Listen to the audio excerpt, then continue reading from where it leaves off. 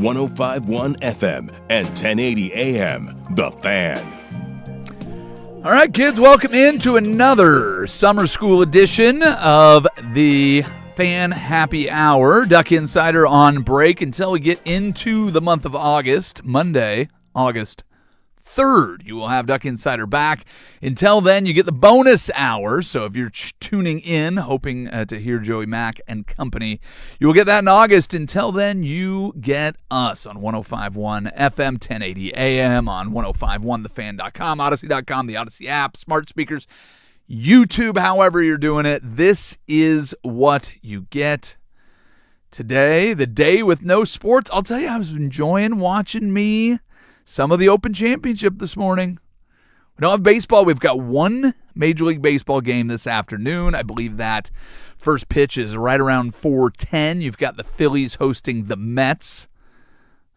Oh, we'll talk about the Mets later, but jeez, I saw a number that was rather shocking today, and it's not surprising. I guess I should have known it. We'll get to that later. We've got Take Your Pick today. That's where we'll talk most of our baseball today. We'll go to that at 2:30. Take Your Pick if you're new to the program. It's a fully interactive pick'em segment. Our winner from last week, Devin Lee, cannot join us. But if you win the pick'em, you get invited to join the show. So all you got to do to play that is go to X. You can go to @FanHappyHour. There's a link right there where you can click on it and get onto the form. Pick all of the weekend series in Major League Baseball. You can go to my Facebook page. It's my name. And you can go and figure out how to play and play along. We'll be doing that at 2:30. But if I told you that the Mets' odds of making the postseason have gone down a little bit, would you be surprised? I would not be. I think you might be surprised by how much they have gone down, but we will get to that later. Did you have a chance to watch the ESPYs last night? I saw a few clips. I didn't get to watch the full. Yeah, I kind of ducked in and out of it. This is what I'll say about the ESPYs. Pretty anticlimactic. Best team, guess what? Knicks. Best playoff performance, guess what? Jalen Brunson. Best player, the guy that got all the awards during the season. Myles Garrett, best defensive player, best NFL player, best athlete, whatever it was. A lot of those pretty redundant. But as far as a celebration goes of sport, the parts that I caught, and again, I was going in and out, it's kind of, in the evening, the parts that I caught, really entertaining.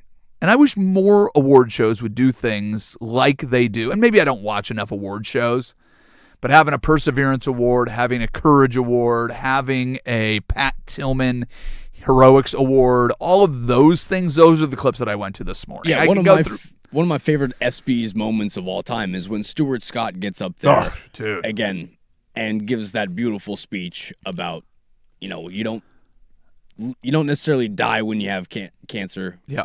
You live on through other things. Well, and that 30 for 30 I just recently watched. So watching that again and seeing his daughters, there. And one of them was there. I think one was there, one wasn't. The other one was out, doing what she does. And that's the life that he wanted for her. And it's very gripping. Last night you had the Perseverance Award go to Jim Abbott. And I watched that with my wife, and she had no idea who Jim Abbott was. And, just watching the story did such a good job of illustrating it. Then you bring in these other athletes that had the similar challenge. They showed Shaq Griffin, who went out there and played with just one arm in the NFL, and you had other players in other walks of sport. All kinds of baseball players are out there going, yeah, that guy is my hero. And seeing somebody born with one hand go out and become a major league pitcher. They show the no-hitter in New York, and you have, these moments that sport creates and going back and reliving them. And his speech was fantastic. I asked you to take a look, listen to it, and you said you might grab a clip. So do you have just a little bit of that for our listeners? I got about a minute for you. That's perfect. Thank you to ESPN. I appreciate everything the following. Thank you to the Jimmy V Foundation. To stand here, to be included, to be in this room with all of you means the world to me, to be included. I was born missing my right hand, and I never wanted to make a big deal about that. I still don't. I know, and you know, there's a lot of people in this world who have it a lot worse than me. The Jimmy V Foundation knows that there's a lot of people in this world who have it a lot worse than me. But being born this way, I knew what it was like to be different. I knew what it was like to be on the outside looking in. And I knew what it was like to want to prove yourself and be on a team. And of all of the great blessings that sports have given me, that sense of belonging is the best. Amen. It was great. And I got a little choked up watching it, and you watch all these people that do it. This morning I went back and I watched Jaron Collin had a speech about his brother Jason, and he got the Arthur Ashe Courage Award. I watched the award that was given for heroics, the Pat Tillman Award. And man, like I knew the story that led to the heroics, but I hadn't seen anything about this specific guy. So I don't know if you remember, if you watched this as part of it this morning, I haven't. Casey. So the Pat Tillman Award was given to a Coast Guard search and rescue member who went out and helped with last year's floods in Texas.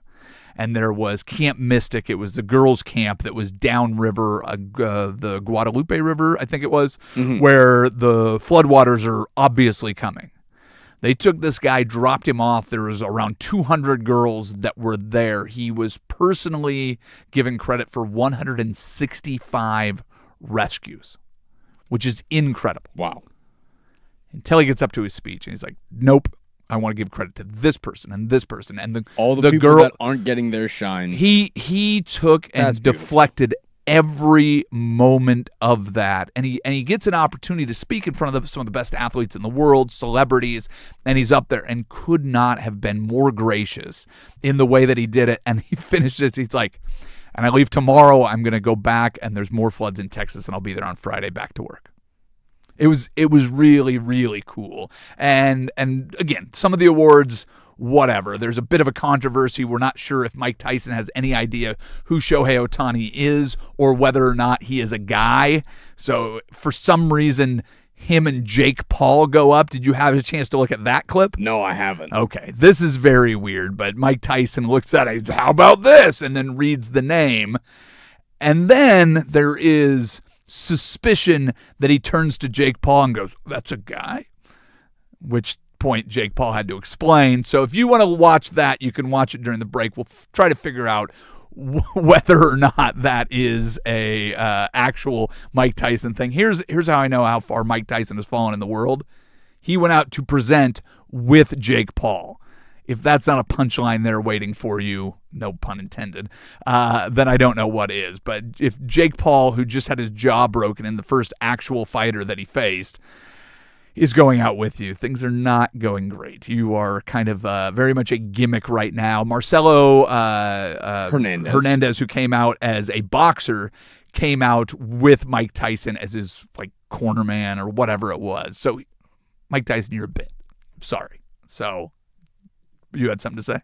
It doesn't look like he's worried about it being a woman's name. It looks like he's more worried about, did I get the pronunciation well enough where people aren't going to clown me? What it is okay, so there's two different outlets that reported it this way. Right after he gives it away, the award and reads the name, you can hear him, because the mic is right there, turn to Jake Paul. It sounds like he says, did I get it? Yeah, that's what I thought too. Okay. But that's, again, this is a conversation that is out there. So Mike Tyson, things not going well for him. So maybe we just... Things are going very well for Mike Tyson. Every time I see him, he's in total embarrassment of what he used to be. Everyone else he boxed is doing terrible in comparison. Yeah, okay. Going out there as a show pony and just... he's collecting checks. I will give you that. But, dude, what Mike Tyson was the baddest man on earth. Yeah, but he was also very feared and hated by a lot. Yeah, but when was the last time he won a fight? He doesn't need to win fights. He's Mike Tyson. He's 70. But he's still the fact that he's still going out there and fighting. He didn't do very well with the money that he had, hence the having to go out there and be what he is now. It's very sad.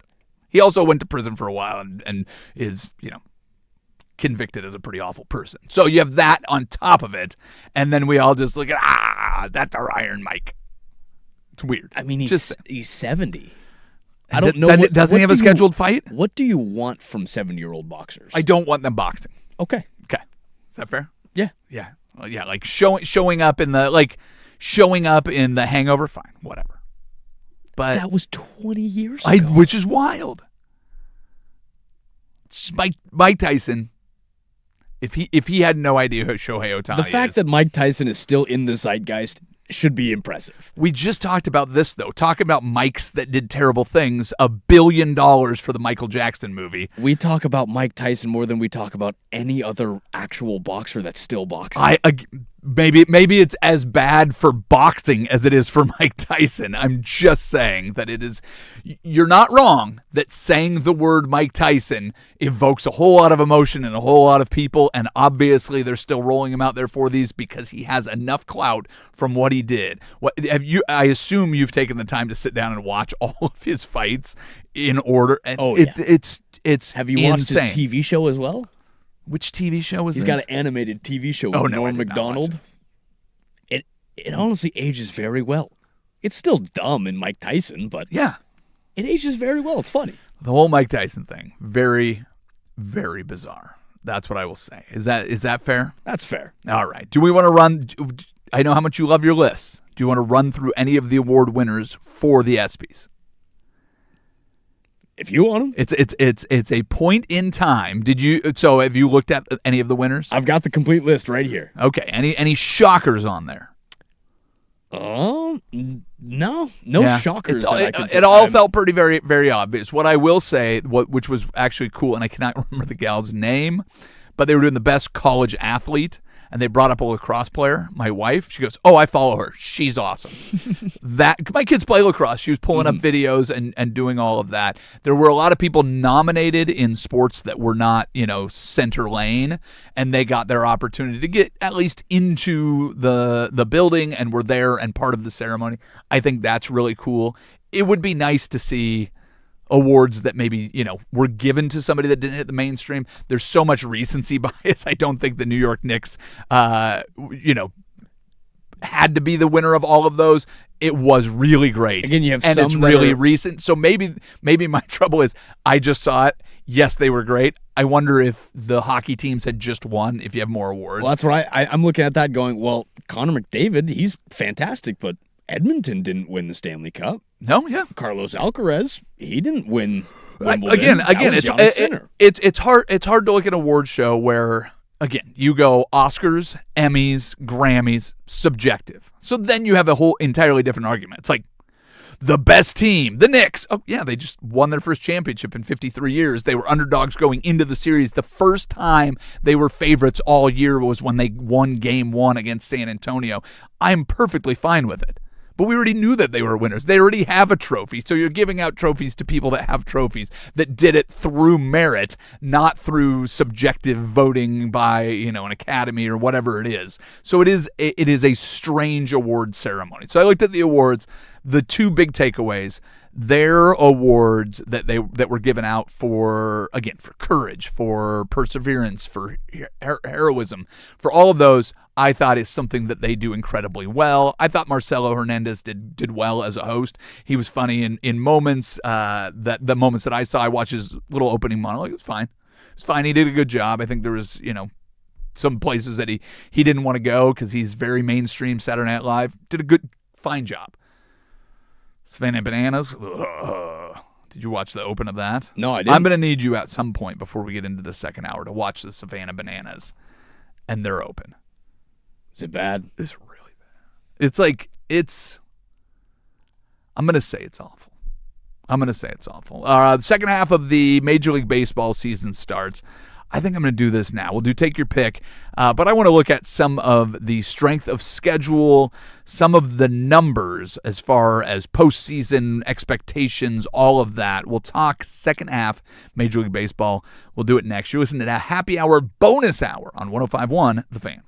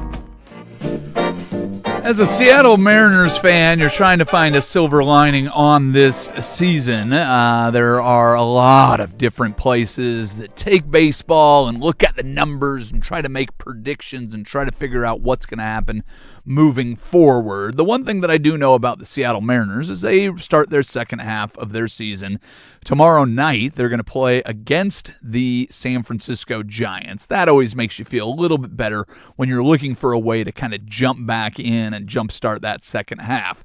Red Sox, we've talked about a handful of times on this fine program, where they went out and won 9 straight games, all on the road going into the All-Star break. The Mariners on their road trip went 1-5. So they're in a little bit of a different spot. Mariners at home get the San Francisco Giants tomorrow. The next series on Monday, they're going to get to play Cincinnati. Then they're going to be at Texas, who is the team ahead of them right now in the American League West. Pretty good way to start things off. Those first 9 games, you'd like to think there's a lot of wins in there. The Giants have already said that they're up to offer off any of their high-priced players in trades. If you want to go and take on the salary of Rafael Devers or whoever, start with the highest-priced guy. They're all for sale. We're going to try to hang on to a few young guys, but we are selling. Cincinnati had a really nice start, but they're playing in a tough division, have had a lot of injuries, not terribly worried about Cincinnati. And then Texas, the team you want to play head-to-head, because every win gives you a full win in the division. So you get good chance to make up ground. You do play the Dodgers after that, but then you get Minnesota and Detroit. Who knows if they will have sold off Tarek Skubal by then. So it immediately made me think, how tough is the schedule for the Seattle Mariners? So I looked at several different places trying to find that strength of schedule ranking. Everyone I found, other than Baseball Reference, who has the Mariners in the middle, puts the Mariners with one of the easiest second half schedules. Partly because you play in a division where nobody's really any good. So it makes it a lot easier to win games when you don't have to play against, the National League Central. The American League Central has been really good. A couple good teams atop the American League East with the Rays and the Yankees, even though the Yankees have been on a bit of a slide. Most of the National League is going to be better than what you're dealing with already anyways. So that gave me a little bit of hope. But then looking through at some of the numbers that really made me laugh is if you go and take a look at some of these teams and where they sit, there are some teams that are in big, big trouble. Cincinnati, I already mentioned. They have the toughest remaining strength of schedule, at least in the top 5, depending on who you look at. You know who has the toughest schedule almost unanimously, I can say the word, unanimously across baseball? The freaking New York Mets. Really? The Mets are one of the most disappointing teams in baseball. They will play the Dodgers 3 times. They will play the Brewers 6 times. They will play against the Tampa Bay Rays for a series. They get the Braves for 6. They get a series against the Yankees, and they play the Phillies 7 times. Oh, wow. It is not great. They do get some easier games. They play 6 games against the Nationals, but they only play Houston, Baltimore, and the Giants 3 times each. Those are among the worst teams that are out there. So not looking real good for the New York Mets. This one really gets me. The Mets have less than 1% chance of making the postseason. Would you care to guess what their rank was at the start of the season for odds to make the postseason based on their roster, less based than 1% on their schedule? now. Now it's less than 1%. So halfway through the season, there's one team that has a better than 99% chance, and that is the Dodgers. Here are the teams that are less than 1%. The Rockies, that's pretty expected. Nobody expected them to make it. The Angels, they dropped 3.3%. So they had a 4.3% chance. Now they're at less than 1%. The Giants had a 34% chance of making the postseason. They are now less than 1%. And the Royals had a 44% chance to make the postseason when the season started. They are now below 1%. So the Mets must have had at least a 14% chance to win it at the start of the year? To make the postseason. Mm-hmm. Oh, just to make the postseason. Just to make the postseason, not to win the whole thing. 26%.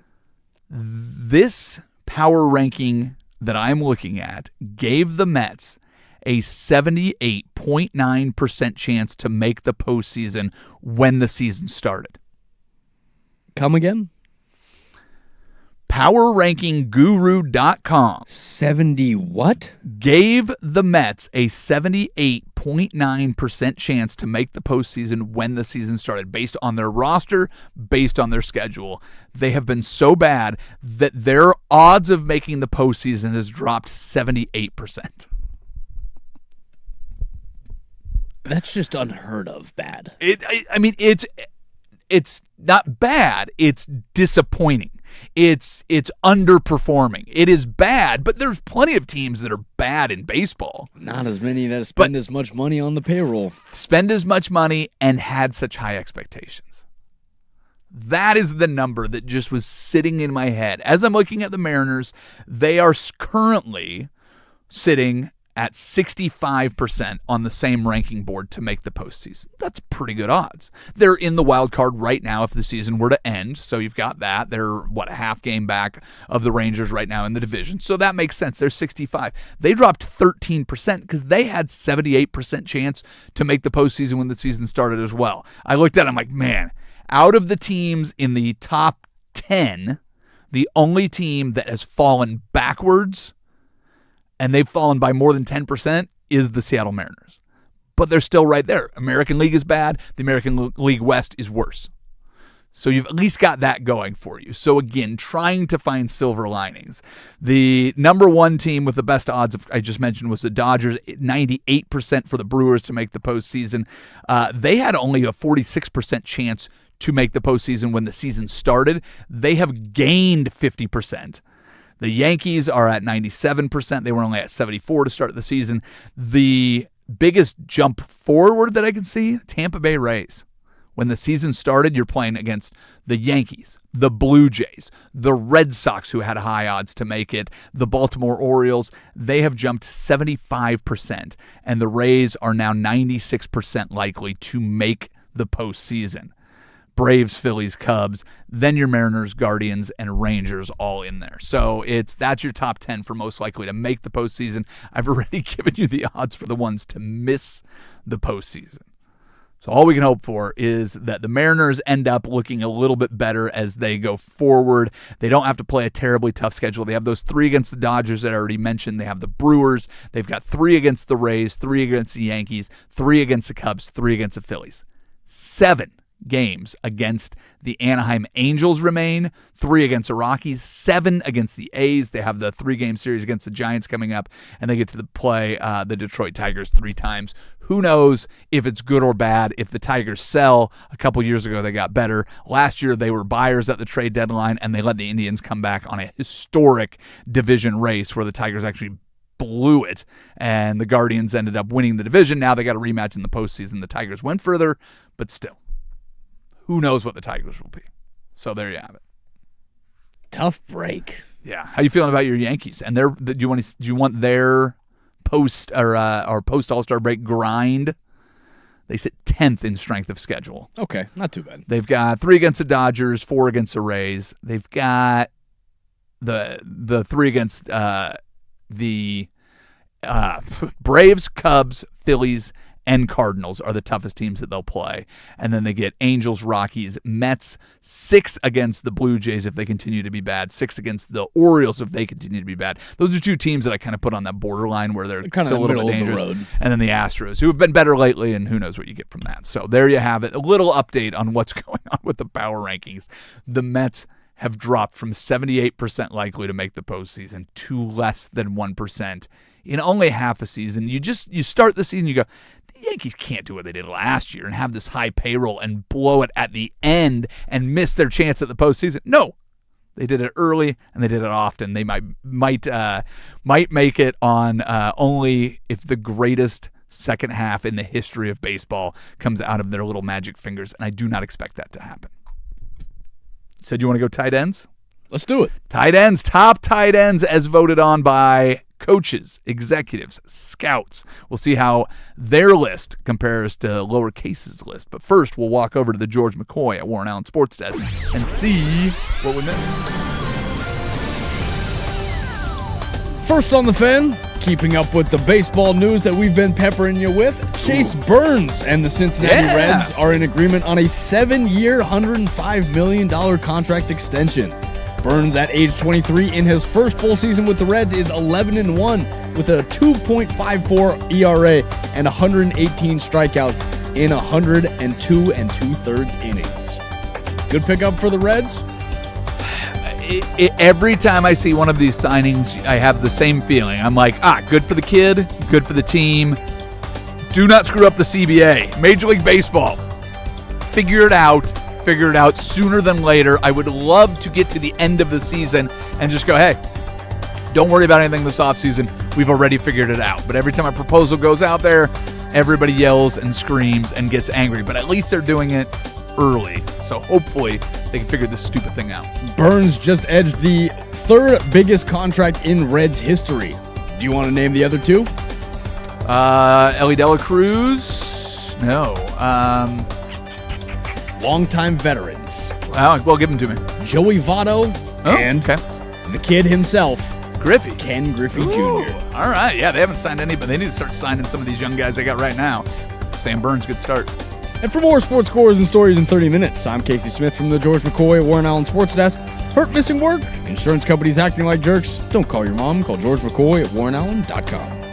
The Fan is live on YouTube.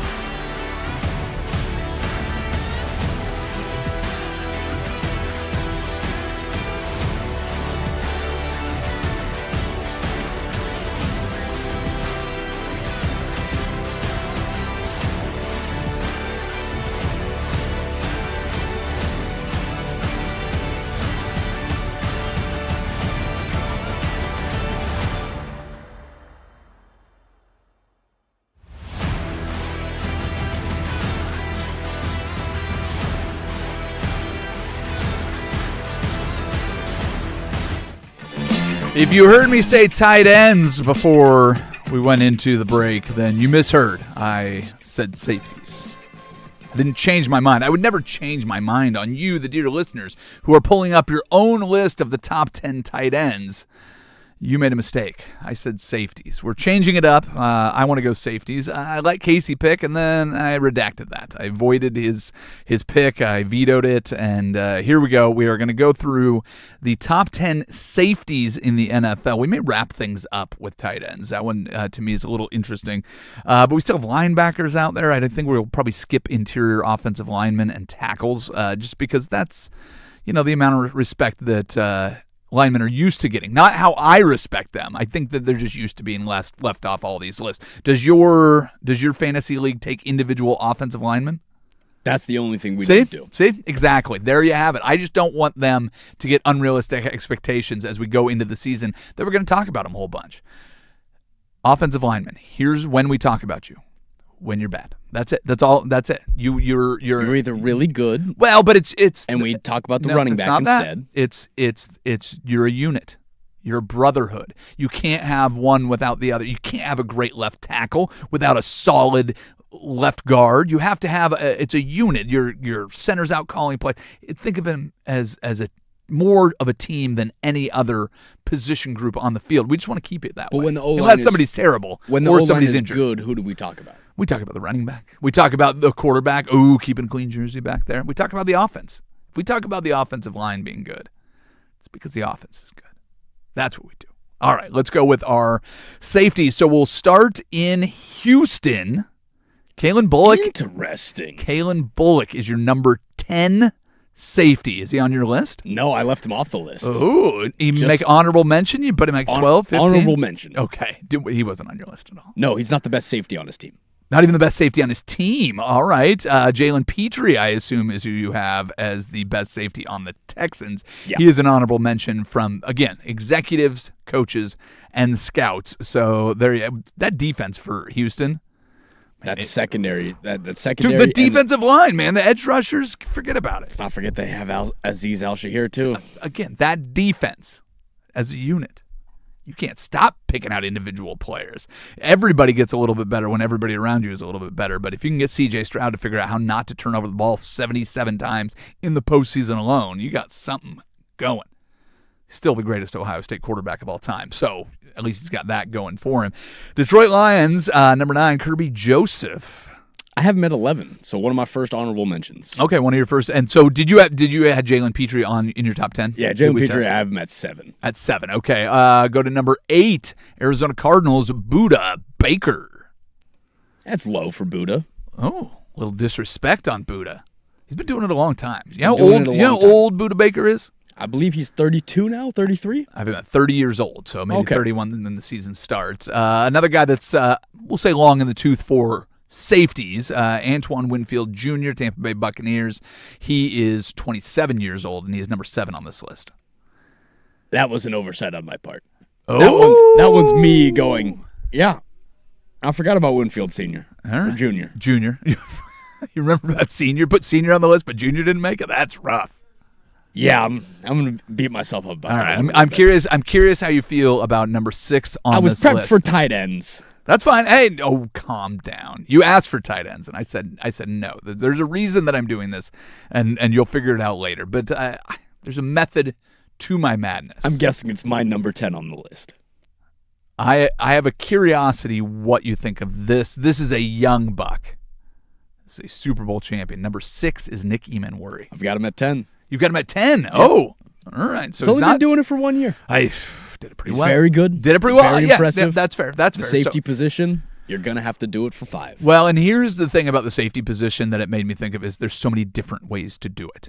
That's what really had me kind of looking at this list and going, all right, well, Nick Emmanwori's spending a lot of time up at the line. We talked about this with corners because Seahawks Devin Witherspoon does a lot of the same thing. He is not a guy back there ball hawking. Not a guy back there breaking up a bunch of passes. The way that they're moved around, the way that they're used, we're kind of seeing the evolution. We had the the evolution of offense for the first 15 years of this century. And now you're seeing defenses get out there and get a lot more creative, not just with their schemes, but how they're using certain personnel. And just having athletes that can do what guys like Nicky Manwari do out there is making things very interesting. First ever play calling head coach. Oh, you're thanking Bill Cowher for that. That's the man that created the zone blitz. Okay, come on. But you're not going to thank the guys that were on the team. The safety that comes to mind when you look at that too. There's no Troy Polamalu without Bill Cowher. Thank you, Coach Bill. Is there a Bill Cowher without? Is there a zone blitz revolution without Troy Polamalu? Yes. Okay. Somebody else would have figured it out. Yeah, it's the zone blitz wasn't just Troy. It wasn't, but Troy Polamalu, God, he was good at it, and he was as visible as you get out there. All right, so number 5 on this list, Atlanta Falcons, Jesse Bates III. I have him at 8 on the list. Okay, Brian Branch, Detroit Lions, number 4. That's where I've got him. Perfect. All right, we go up here to the Green Bay Packers. Xavier McKinney is the 3rd best safety in the NFL. True or false? False. I'm going to say false. I can name 4 guys I think have played better football than him over the last 3-4 years. Okay. Xavier McKinney is very solid. Where do you have him on your list? I have him at 9. All right, let's see how upset you get with these last 2 or if they match. Number 2, Chargers, Derwin James Jr.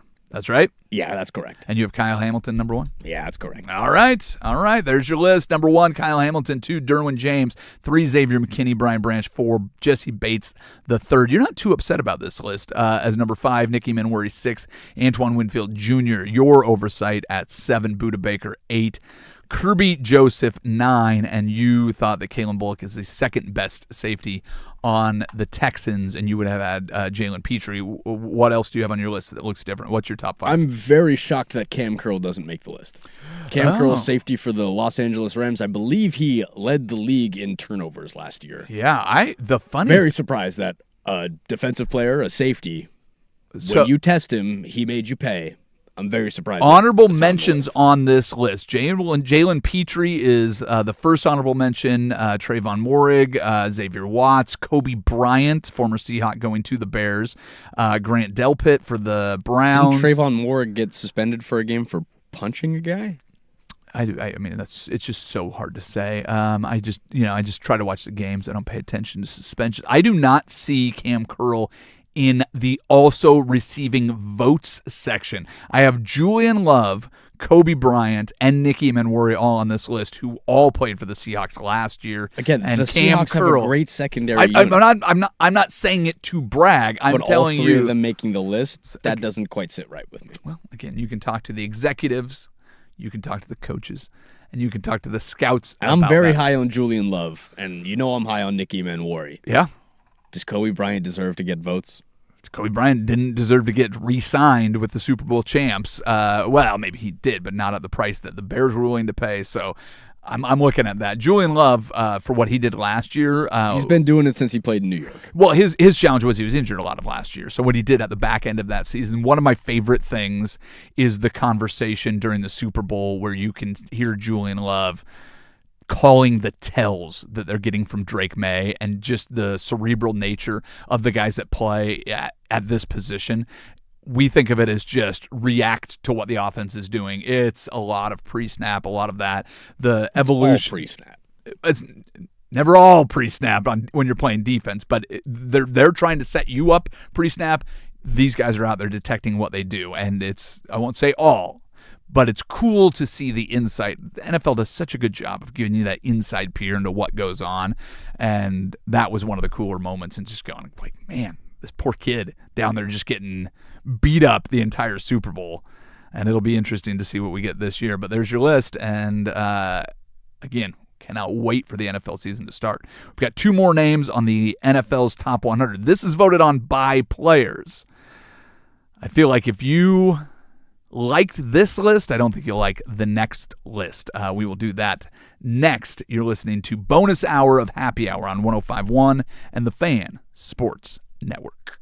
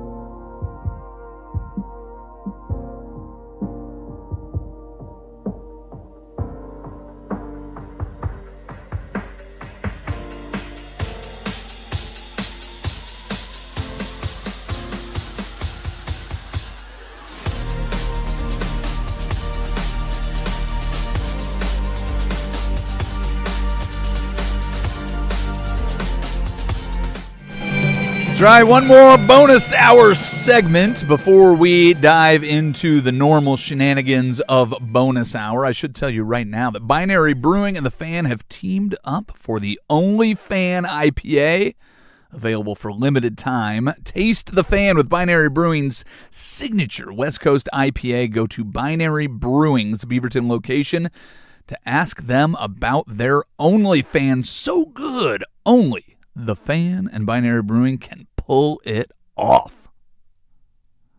All right, Casey, you ready for this? Let's the do two it. names on this list should show up on other lists. One of them may or may not have just showed up on a list that we went over.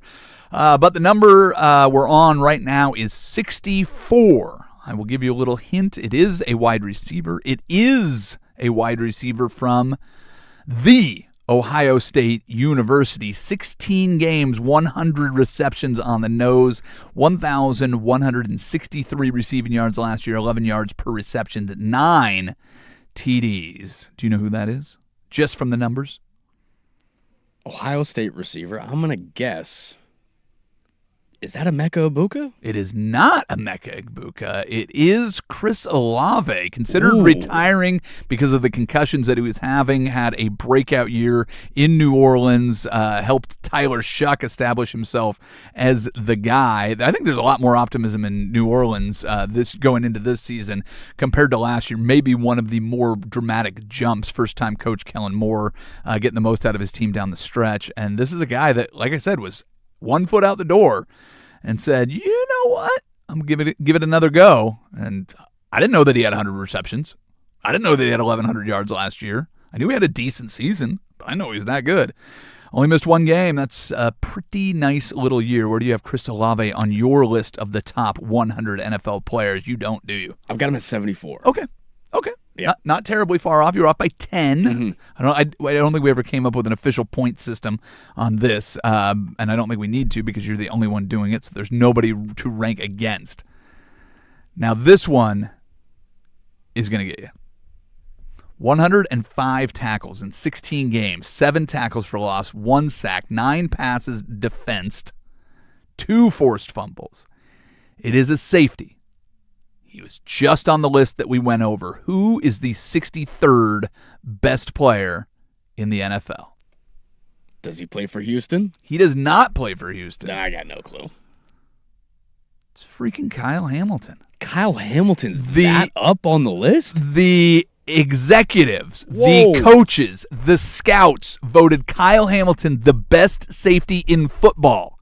His fellow players voted a guy that lined up 268 snaps at linebacker, 249 snaps in the slot, and 228 snaps at safety. A guy that is the definition of positionless on a defense that is very good was voted the 63rd best player in the NFL. Are you seeing why I switched to safety? That is crazy. I'm a little blown away at that. It's pretty shocking.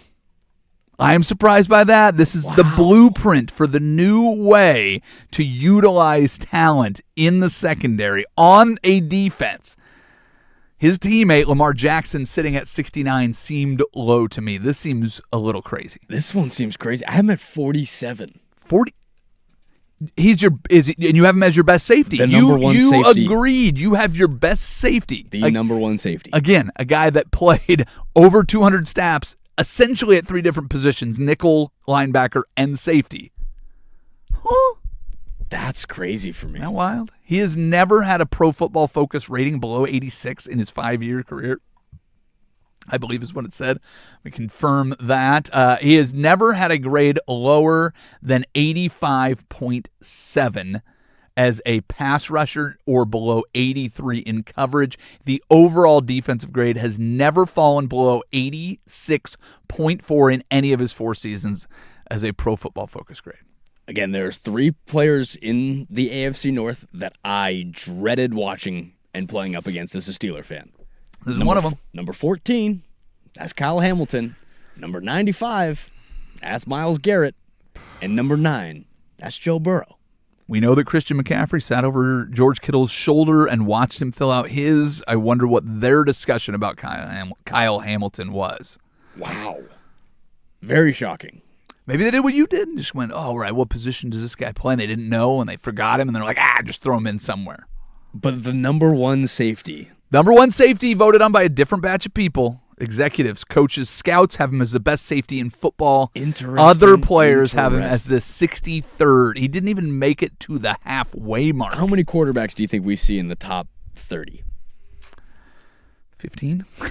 That's what I'm guessing. I mean, and maybe. again, maybe. That means that there's 14 quarterbacks that they have above Lamar. Now that I think of that, well, we already have Baker. I don't know. This is why I don't do lists. The fact that you're willing to put your skills against it, you've been pretty decent on this. Yeah, I've been within 15 on every single one of these. A couple picks. guys you forgot. We don't need to get into. We don't need to get into the details of this one. But again, I pulled up the safeties list just to glance at it, and I already knew who those top two player was. That's why I had to switch from tight end. I can't do it on 2 different days. I don't think it has the impact. I'm shocked that Kyle Hamilton is that low. And then where do the other safeties fall? Where do you have Derwin James? Where do you have Nicky Manwari? Where do you have? The list seems like it's going to be about 4 safeties deep, and that's about it. Yeah, it is. Because Xavier McKinney, where was he on the other list? He's at 70. I'm trying to see now. I have to glance through and see where my other safety. Jalen Ramsey was that kind of hybrid DB that was at 90, but yeah, I'm not seeing. Seeing safeties. I believe that's the first safety off the list. Well, Xavier McKinney was on there at 90, or at 80, or what was he at 70? Sorry, and then glancing through, and I'm not seeing another safety down here. I mean, there's a lot of names that need to go onto that board. So funny how much coaches and executives love watching the guy play, and now you have the players voting, and it's a little different. So I don't know if that says anything about it, or it says more about the voting process and whether or not players actually did it, or what. But that one to me was definitely surprising. That one also speaks to the value that the players, coaches, and executives all hold towards safeties. Well, and again, it's hard to call him a safety. That's wild. Let's go to the normal shenanigans of happy hour on kind of a bizarre note.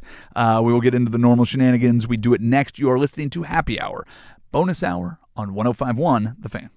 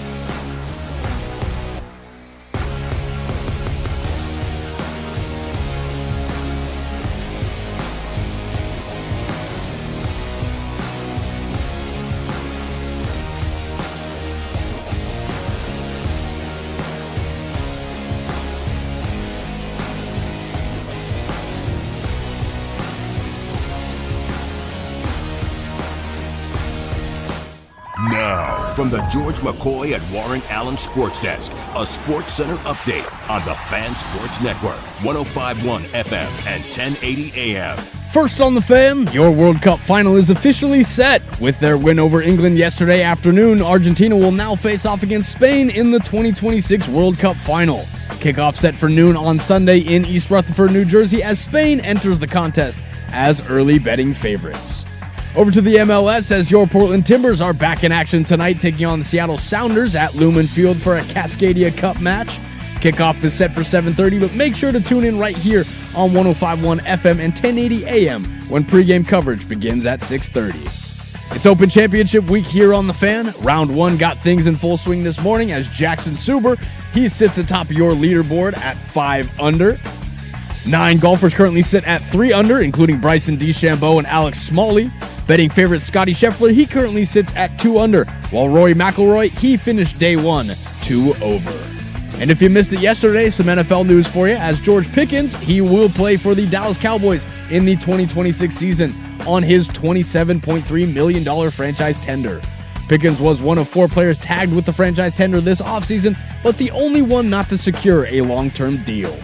And for more sports scores and stories in 30 minutes, I'm lowercase from the George McCoy Warren Allen Sports Desk.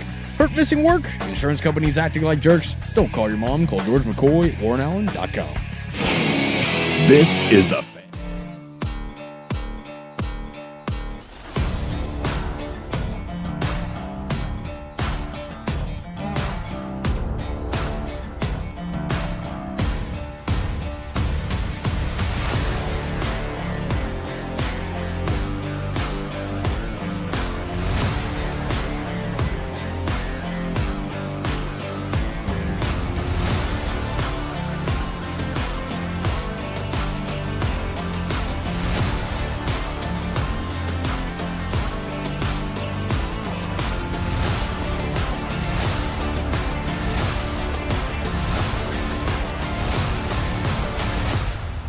Hey, happy Guinea Pig Appreciation Day, all you beautiful radio listeners. Thanks for dropping in our little happy hour. I hope you enjoyed the bonus hour. We, of course, appreciate you listening.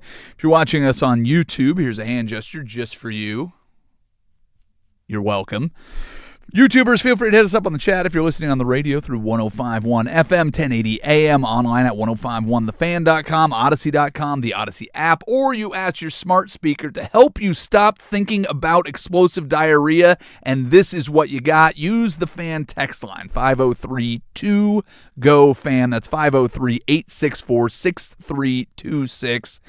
Use it. Use the text line. Use the chat to share your thoughts, ask questions, solicit advice, or answer me this, dear listeners. You ever worry that life is too hard for movie stars? Lowercase, any part of the job, not personal life or anything that, affects the human beings, but the actual job of making movies, do you ever feel like would be too much for you? The only people I've ever felt bad for, Jackie Chan and Christian Bale. The only two. Okay, explain to me why. Jackie Chan, I assume because he did all his own stunts. All of his own stunts. But that's by choice. And he would drop the reel at the end of the movies of his failed stunts, and you'd see the broken legs. Again, you'd see a lot of the carnage. But nobody forced him to do that. He found that as his opportunity. Part of the reason that everybody went to see a Jackie Chan movie was you knew you would get that stunt reel. He used it as a gimmick and a promotion vehicle to make Jackie Chan a household name, right? 100%. So I don't feel bad for him. He decided that was his move. Now, if he just went out and did that, he'd be Bam Margera right now, sitting somewhere looking into a camera blankly on whatever sedative he's on and trying to tell his story as he looks more and more like his dad, except for with more jewelry and more fake teeth. But I don't feel bad for any of those guys. Those are the choices that you made. And Jackie Chan, I imagine, living a pretty good life. Bam and some of the other CKY boys that went into Jackass and then got kicked out. Like, those guys, they made a decision. It's not a decision I'd make. And if you feel bad for Jackie Chan, you don't feel bad for Johnny Knoxville. Oh, that's a little shocking. So there's one more? But okay. But again, by choice. I also watched an interview where Knoxville got emotional because he can't, as he says, play with bulls anymore. Yeah. I don't feel bad for that. Okay. That's Okay, so I don't It's a feel, little too okay, far so gone. I will dismiss the Jackie Chan thing, and I will. You already don't feel bad for if you don't feel bad for Jackass, you can't really feel bad for Jackie Chan. Jackie Chan's great. I'm going to feel bad for Christian Bale, though. Explain to me why. Christian Bale goes all out for his roles. Okay. Destroys his body. We And? saw what it did to Matthew McConaughey in Dallas Buyers Club again. But you don't feel bad for McConaughey. No, because McConaughey only did it one time. All right, Christian Bale all right. consistently does it. He did it for Ex Machina. By choice. Yeah, but some of those movies don't hit as much as they should. Yeah. And they hit over time. Okay. But in the moment when you're watching Christian Bale go through it, destroy his body, this, that, and the other, you're like, Can I tell you though? I That's hope it was worth it. that's part of the marketing. Why do you go see a Christian Bale movie? You know he's going all out for that role. You're telling me that he wouldn't be cast if he doesn't lose 70 pounds? You're telling me that he had to do that to get the role? He didn't have to get the role. He's got enough money in the bank that he doesn't need to go out and run those down. It does lead in perfectly to what made me think of this. And that's your boy, Matt Damon, has said that he is not going to do one thing moving forward, and it's exactly that Christian Bale thing. And he points out, so Matt Damon is in the Odyssey. When did Matt Damon do it? This is what gets me. I will tell you when he did it. You think I'm not going to tell you when I did it? Do you know how much he weighed for the Odyssey? I'm going to guess probably 205. He's down to 167. Oh, wow, that's I know, really small. which is shocking because you see the previews, but he's wearing all of the armor and everything. So he looks kind of ripped, kind of big in that movie. He apparently got, I don't know how tall he is, so that probably makes a little bit of a difference. So if you could check on that. But he got down to his high school weight of 167. Now he claims to have done that. 5'10". Okay, that's my height. So he's slim. He's about my build then. Yeah, okay. So that's what you are, 5'10", 167. 5'10", 165. Okay, so he's down from me to down to you. So that is not the most shocking. He said he did it in a healthy, staggered way, so it wasn't a crash diet. Apparently, the role that he talks about being the biggest toll, the biggest physical toll, the Christian Bale-esque. I swear if you say the Great Wall. He apparently gained 30 pounds for a movie called The Informant. I don't even know what that movie is. And gaining 30 pounds is a crash diet? I know you got to put on some weight. Gaining weight would be the fun part.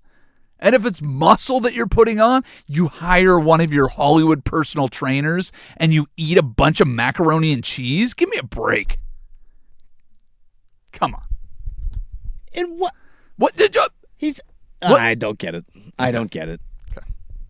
It's You really not- feel bad for Christian Bale choosing to do that? Yeah. He seems like a tortured soul. Well, yeah. Yes, I don't disagree with that. But he's also tortured that soul to make millions of dollars and become world renowned for his craft. I mean, like Daniel Day-Lewis shows up like once every 5 years to make a movie. but Daniel and then disappears. Day-Lewis gets honored in every He single does. way. Yeah. I don't think Christian Bale gets the same appreciation as a Daniel Day-Lewis. I have a hard time finding that. Like Daniel Day-Lewis might be the most revered of thespians, of method actors, of people that buy into the character and become the person they're trying to be. the method actors, if you will. Yeah. Christian Bale's pretty high up there. I mean, as far as male A-list stars, who's more revered, excluding Daniel Day-Lewis, than Christian Bale? And for the exact reason that you're giving. It ain't Jackie Chan. He ain't anywhere near that list. Who else is on that? I mean, Leo, Hanks. Yeah, but Leo maybe. Tom Hanks plays Tom Hanks. I mean, let's be honest. I mean, Tom Hanks, Forrest Gump, he's got a couple, but most of the time Tom Hanks isn't crashing weight. I guess he does for Castaway. He does for A League of Their Own as well. Oh, he lost a lot of weight for A League of Their Own. It looks like he put on weight for He it. drank a lot for A League of Their Own. Early Tom Hanks is, you know what we need is a Tom Hanks type for this role. And they're like, what about Tom Hanks? And they're like, yeah, he'll do it. Okay, let's get him in there. He's done maybe a little bit more. Maybe I'm not giving Tom Hanks enough credit. And he got all the awards for just talking a little bit slower. I mean, Tom Hanks is greatness. I'm not suggesting he's not. And Tom Cruise, you don't feel bad for him doing stunts. No, because he's crazy. You don't think Jackie Chan is crazy? Jackie Chan lets us know that, hey, I might die when I do this. Tom Cruise is like, can I do it again? Yeah. A very staunch difference. I don't know, but stunt people are crazy, just in general. Like, the profession of stuntman is tip of the cap to those. Oh, yeah. To those fine fellas that go out and do it. I'd love to spend an afternoon with a stuntman. We did an interview. Sinner Insane. We did an interview with a guy that was a stuntman for a while. And the stunt driving and all the things that they do, it would be fun to be on set and just hang out with those guys. That would be a delight. Is Wahlberg as revered as Christian Bale? No. Dude, what? Just show up and do the family plan and whatever it is. He cashes in on a lot of movies. He cashes in on a lot, but he also does a lot of real good ones. He does, but he does 3 bad ones for every good one he does. And when does he play a character other than Marky Mark? Okay. You got me there. Okay. There you have it. Take your pick at 2:30. Go and find the form at Fan Happy Hour on X. You can go to my personal Facebook page, find the form, play along. Right now, we need to do some in case you missed it. Before you get going, Tom Hardy, that's one I got one. He plays Spider-Man. I guess Christian Bale is Batman. I don't think he gets... He's not as... Spider-Man. That's Venom. Oh, sorry. Tom Holland. Tom Holland is who I was thinking. Tom Hardy. I know. I went Tom Holland. You're right. Bane. Venom. Yeah. Maybe. Oh. Maybe. Text line, let us know who we missed. More revered than Christian Bale. I don't know. He's very good.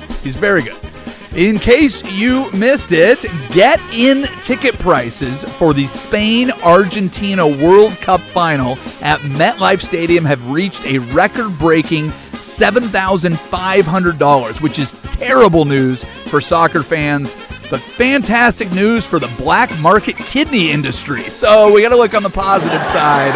That's... The New York area just has a spike. Hey, we got all these extra kidneys. Who needs one? In case you missed it, after a wild semifinal win, the Argentine team was caught examining Jordan Pickford's discarded water bottle, which was covered in a detailed cheat sheet of their penalty takers.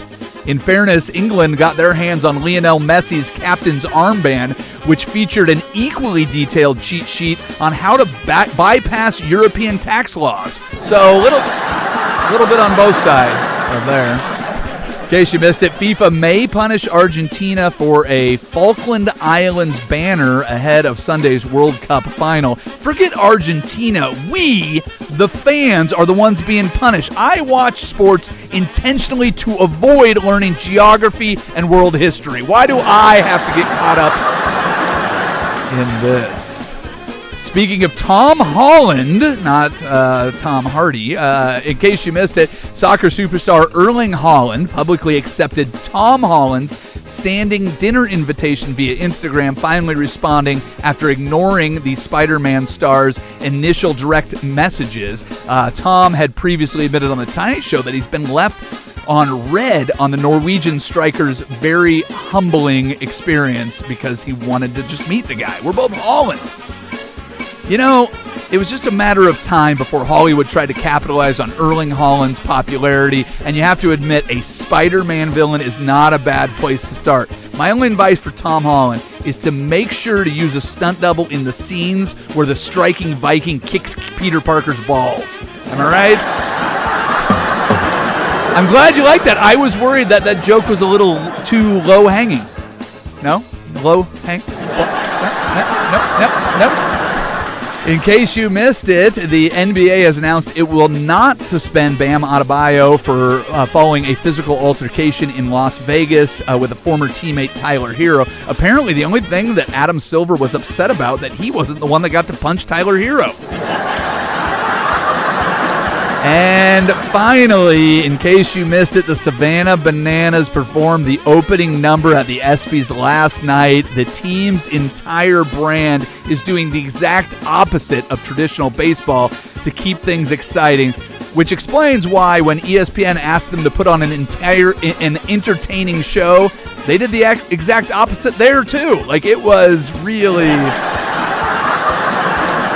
Personally, I'd like to stick to traditional baseball, award shows opening numbers by actual entertainers, and my bananas swinging in hammocks like a real American. That's how I want my... Thanks to our studio audience. We will take a look at the different owners that might be expanding into into Seattle for basketball, and extension in Major League Baseball. A little bounce back for a major appearance in golf, and a wide receiver looking for a fight on the golf course. We've got plenty in the Daily Buzz. We do it next. You're listening to Happy Hour on 105.1 The Fan. The new home.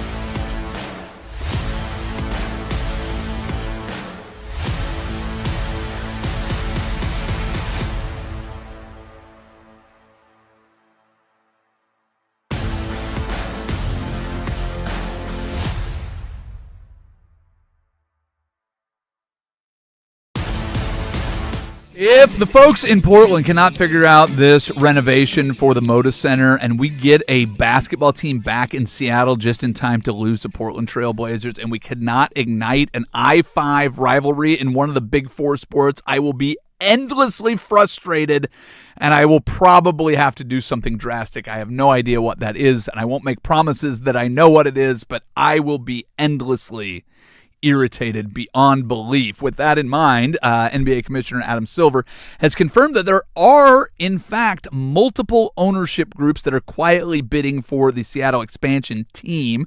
Samantha Holloway's group and the owners of the Climate Pledge Arena are the only public group that has bid on the bringing back the Seattle Supersonics, and because they own the arena they're most likely to play in, it seems very obvious that they would be front runners.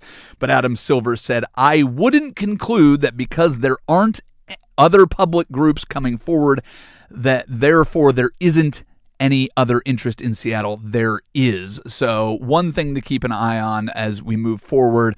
Please, let's just get basketball back in Seattle, and please, let's keep basketball here in Portland. That would be a ton of fun to be able to go to a postseason series where you're playing against each other and going to both sets of games. I mean, come on. Does it get much better than that? I think not. The Buzz. Hey, let's go to the Portland Cascade a little bit. They are keeping their first place hopes alive. They just mercy ruled the Utah team. After talking to Jen Ellis a couple weeks ago, sounds like those Portland Cascade games are a ton of fun. So if you have a chance to get out there and enjoy some softball, it seems like the team is doing just great. Ton of speed on the base paths, out there just whooping up on some of the established teams in the AUSL. The Buzz. You mentioned this earlier, but we'll mention it again. Sam Burns has been offered a 7-year, $105 million extension to stay with the. Chase Burns. I don't know why I keep saying Sam Burns. Chase Burns has been offered a $105 million 7-year extension and has accepted it. The 23-year-old just locked down the most guaranteed money ever given to a major league pitcher with less than 4 years of service time. 11-1 with a 2.54 ERA and 10.3 Ks per 9, doing pretty well in his 102 2/3 innings pitched so far this season. Sam Burns, golfer. The Buzz. Speaking of golf, Bryson DeChambeau got some shots fired his way from Nick Faldo, who said that I would say it to his face. DeChambeau has no clue of strategy in links golf, but what did DeChambeau do today? He went out and shot a 3 under 67 to start his run at an Open Championship. DeChambeau was staring down a historical fact. No major winner under the age of 40 has ever missed all 4 majors in a single modern era season. DeChambeau has already missed the cut for the first 3 majors of the season, unless he has a complete blow up tomorrow. Right now, I believe he sits tied for 3rd with several other golfers, but is in prime position to at least make the cut. And with the conditions the way they are, where big swings can be taken, especially with the wind at your back and very hard surfaces, things should look good for him coming up tomorrow. The Buzz. Well, speaking of golf courses, man, this one was wild. If you get the chance to watch any of the American Century Championship Celebrity Golf Tournament, there's one clip you need to watch. NFL great, who I said yesterday was never a hothead, was always a guy that kept his head down and just played the position, ended up setting nearly every record that you could at wide receiver. Freaking Jerry Rice gets heckled, jumps under the ropes and tries to chase down the heckler with his driver in his hand. He gets a little far away. I don't know what ended up happening. Did you actually hear what the hecklers said? That's one thing that I actually never was able to discover. I could never decipher what was said. Neither could I, but it must have been something fairly terrible. But Jerry Rice just jumps off, runs down the hecklers. I don't know that he ever caught them, but when he comes back, It must have been something terrible that they said, because the crowd that stayed and the guy that was taking the video stayed near the tee box, and everybody was applauding Jerry Rice's efforts to murder somebody with a driver. Luckily, that did not happen. Worth noting that Jerry Rice finished 42nd in the 90-player tournament field. Any luck finding what he said? No, nothing on what the heckler said, but just a lot of... Jerry Rice, which one? Which one? Bowed up and running them down. Still has some speed.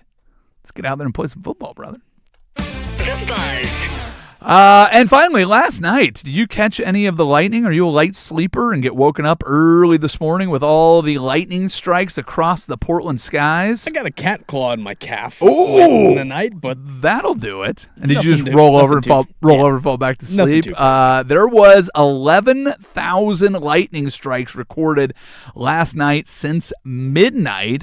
More than 5,000 PGE customers lost power. People also lost power in Southwest Washington. I don't have the numbers, but I can tell you this guy lost power last night. Of course, I just stayed asleep. My wife woke up because she is the light sleeper and informed me this morning that, oh my gosh, I could not sleep and we lost power. I just kind of rolled back over and slept. I did hear it. It was quite the show that Mother Nature put on last night for you all. Hopefully anybody out there that lost power has had it restored. There was a what do you call it? Substation that was hit near Cornelius that dropped power to at least 5,000 residents. So hopefully everybody is safe. There were small fires started throughout the area, and just hope nobody had any major damage from that if you're listening to this. But right now, we'll walk over to the George McCoy at Warren Allen Sports Desk and see what we missed. This sports update is brought to you by Reynolds Defense Firm. If you've been arrested for a DUI, you need a team of attorneys that you can put your trust into. Call Reynolds Defense Firm today, online at reynoldsdefensefirm.com. First on the Fan, it's Open Championship week here on the Fan. Well, let me just break down the scores and the leaderboard for you as day one is complete. I'm watching the replay of it. That's why I had Sam Burns' name in my head, but I'm watching all of the replays as you speak of this. This looks like an awesome setting. Just blue skies. Everything's a little bit burnt out on the edges, but man, it looks just spectacular on TV. Go ahead with your leaderboard. At number one, sitting atop your leaderboard, Jackson Suber. He is currently sitting at 5 under. You have 2 golfers in Daniel Brown and Sungjae Im that are at 4 under, and 9 golfers make up tied for 4th place as, again, 9 golfers.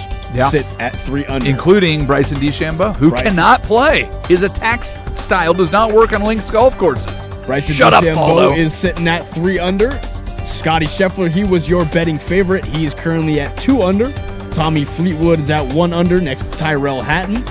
But the big story so far, Rory McIlroy starting 2 over. Him and Matt Fitzpatrick both starting the day.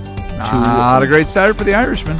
And for more sports scores and stories in 30 minutes, I'm Casey Smith from the George McCoy at Warren Allen Sports Desk. Hurt, missing work, insurance companies acting like jerks. Don't call your mom. Call George McCoy at warrenallen.com. The home of dirt and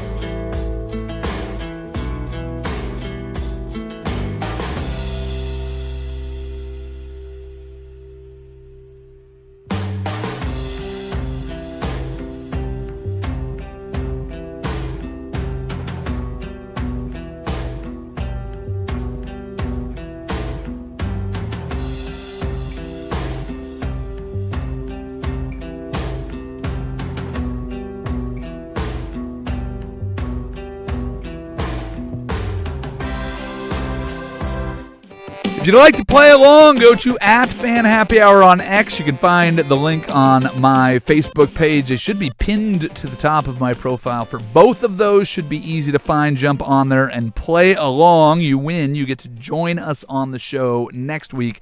Devin Lee sent a regretful email today that he will not be able to join us. But Devin, just win again this week, and you can play with us next week. You can join the show.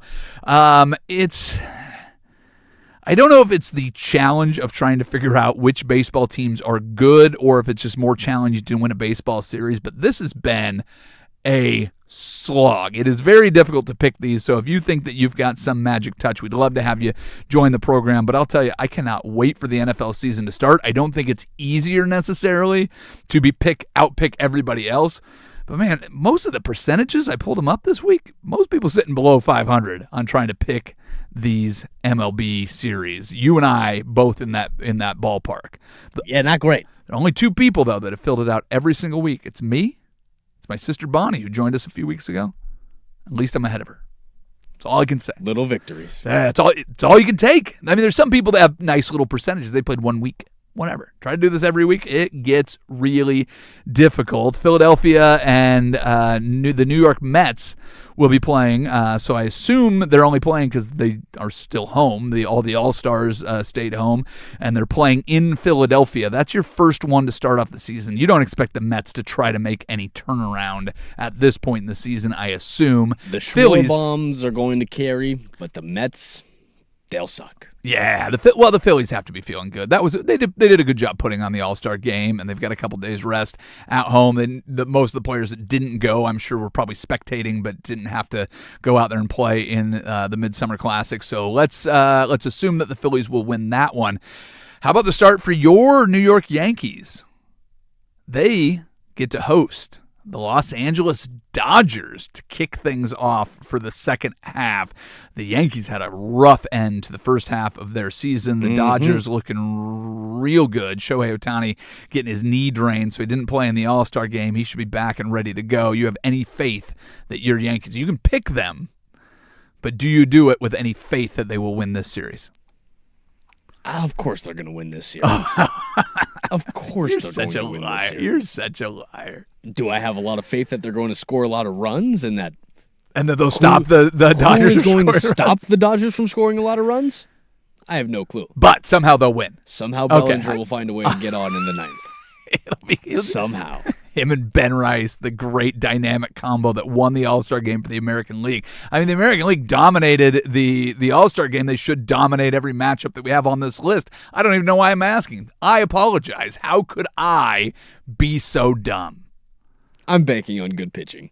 Blue Jays on the outside looking in of the postseason. The White Sox are right there in the thick of it. Blue Jays hosting your second favorite team in Major League Baseball. Munetaka Murakami is back and ready to play. He's back. Do we expect the Blue Jays to make any noise in the second half of this season or in this series, or you have faith that the White Sox will get it done? It's Mooney's world, and we're just living in it. Mooney's world, and we're just living in it. Southsiders. I assume it's due to a rain delay or a postponement earlier in the season, but the Tampa Bay Rays and Red Sox are going to play a 4-game set that starts off with a doubleheader tomorrow. So your options are Rays, Red Sox, who finished the first half of the season with a 9-game road winning streak. Can they keep that going into Fenway? Tampa Bay has been one of the better teams in baseball all year, despite nobody knowing any of the players that play on their team or how they're doing it. Or do you want to split in this one? I'm going to take the split for this one. Of course you are. I need Tampa Bay to drop a few games, shorten that 3-game lead that they have above the Yankees. But you don't want the Red Sox to catch up and make things interesting. But there's no way Boston can bring it within a reachable. Cleveland Guardians supposedly have the easiest schedule the rest of the way, depending on the metrics that you look at. So if the Guardians are starting off with the Pirates, do you expect them to get the second half rolling? Another one of those teams that's right in the thick of the American League Central, which honestly, if you told me any of those teams were to kind of pick it up and win this thing based on the race that we saw last year alone, I don't think I could be surprised, Guardians or Pirates. I think I picked the Guardians the last time. think I'm going to have to pick the Pirates this time. All right. Well, we'll take your word for that. That's your little interleague rivalry matchup. So let's go down to Atlanta. The Texas Rangers currently lead the American League West. The Braves have been good as anybody in baseball. Of course, I'm going to pick the Braves because I need the Rangers to lose. Do you have the same thing? I just need more of this in my life. Yes, please.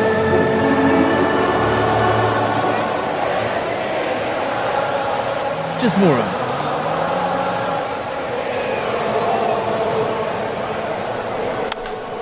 The crack. Olsen heard country roads and he hit it a country mile. Dude, the crack of that bat And Matt Olson's still very in that good. moment, I know, but you couldn't have timed it better. If you said for a movie, I'd like to present you this moment, if you could please time out that bat crack, your Foley artist couldn't have done a better job. It is just as good a clip as you could possibly have. Right now, your Cleveland Guardians, I wanted to say, are +3 in the wild card. The Minnesota Twins sit even with the Mariners for that last wild card spot in the American League. The Twins are at the Cubs. The Cubs, currently your number one wild card team in the National League. Cubs or Twins in a Midwest clash. My mom's favorite player. My mom's favorite team. I got to go with the Cubbies. I did see something earlier today that if anybody is going to catch Shohei Ohtani for the National League MVP, it is PCA as your MVP. Over the last month, the best team in baseball, the Miami Marlins, maybe the best team in baseball, could be the Milwaukee Brewers. They are just a couple games behind the Dodgers for the best record in the National League. I'm expecting to see a rematch of those two teams. Marlins sit at 52-45. Brewers 59-37. Brewers host the Marlins. Who wins that? I'm gonna take the Marlins on this one. Ooh, Yeah, the road sweep, but I'm thinking San The Diego. road sweep. I'm thinking a road sweep. All right. One of the teams sitting near the bottom of baseball is the Kansas City Royals.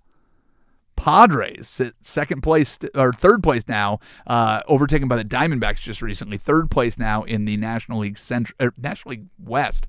They're in the center of the National League West. Padres at Royals. Do we see the Padres starting to figure some things out? They have so much freaking talent out there. They can't possibly go into seller mode and send Mason Miller to the Yankees. I do not want to see that in any world that I live in. Padres or Royals. Get used to the pinstripes, Mason. Oh, shut up. I'm going to take Bobby Witt in this one. That's the only reason you're rooting against the Padres. I kind of set that one up for you. Two teams that have underperformed, the Orioles and the Astros. The Astros have kind of clawed their way back into the division race. They're just 3 games back of the Rangers. The Mariners a game and a half back of the Rangers.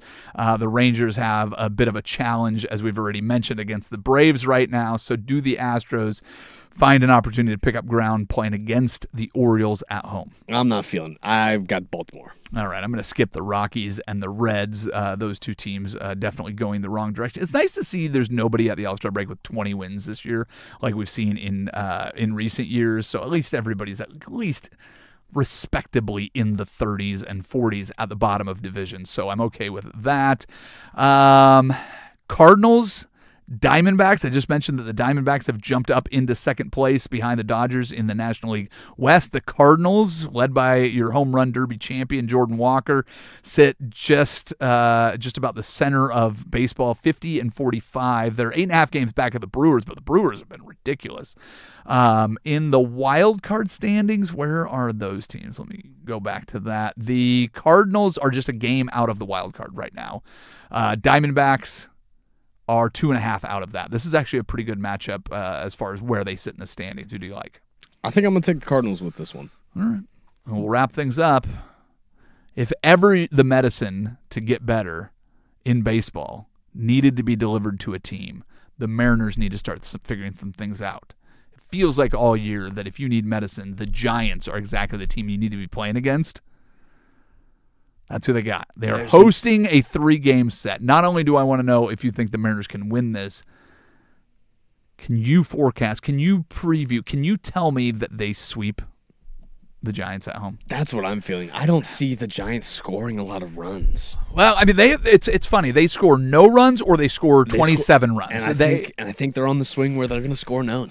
If anybody needed an All-Star break, if anybody needed a rest, I feel like it was the Mariners. Hopefully everybody went home and had their dads throw them some BP, especially Cal Raleigh, and could come out and just – I don't even need you to be 2025 Cal Raleigh, 2024, 2023, 2022 Cal Raleigh. I need you to be something, dude. I can't have you hitting 169 out there. You've got a negative WAR first baseman that you paid in this offseason. There's no way Josh Naylor is a guy that just wanted to get paid and he's going to give up being good at baseball. I cannot have that. I need just something from J.P. Crawford. You have been one of the worst defensive shortstops and third baseman at the same time. Brendan Donovan's supposed to be coming back.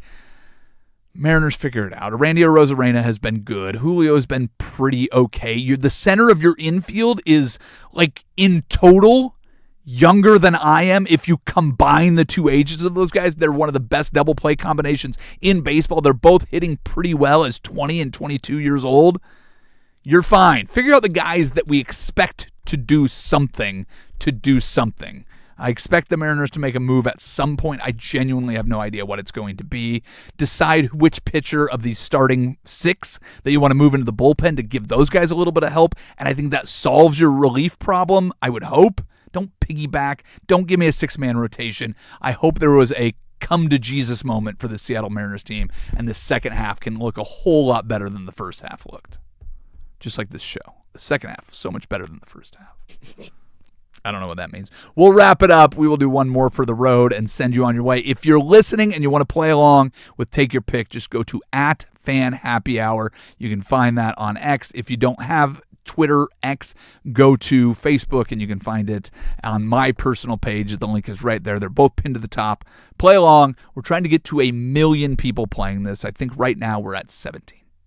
Just need a couple more and we're right there. We've practically got this, folks. So let's just all work together and make it happen. One more for the road is next. It's Happy Hour on 105.1 and the Fan Sports Network.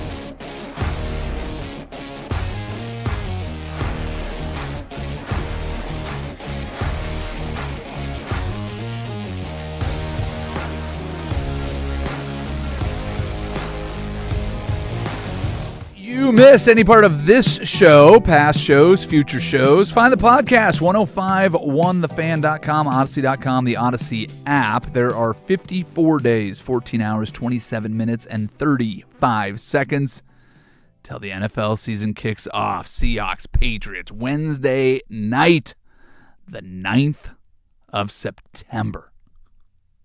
Cannot freaking wait.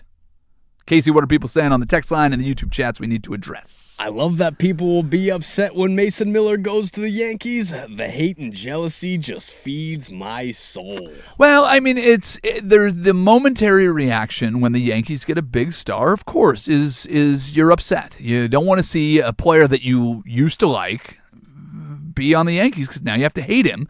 But when they eventually, screw up in the playoffs and blow a big lead and an opportunity, or, one of the greatest hitters of all time just decides to hit 115 in the ALDS, then you feel a little bit better about it. So it's really what it is, Casey. It's a whole range of emotions that the Yankees elicit, and that's why we all love to hate them so much.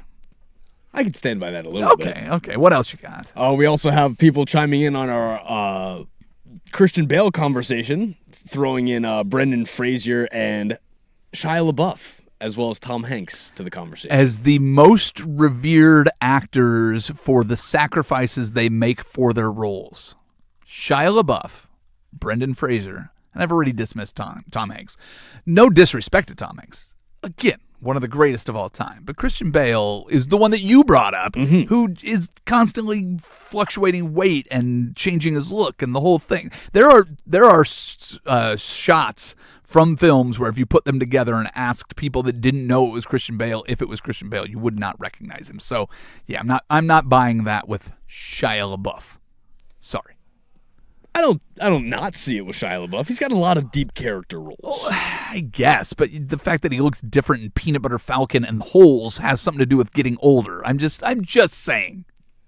Those are both great movies, though. Yeah, I know. Well, the trifecta that you need to watch is pick your Christian Bale movies. But if you watch like any one of the Batman movies, Batman Begins, American Psycho, and Newsies.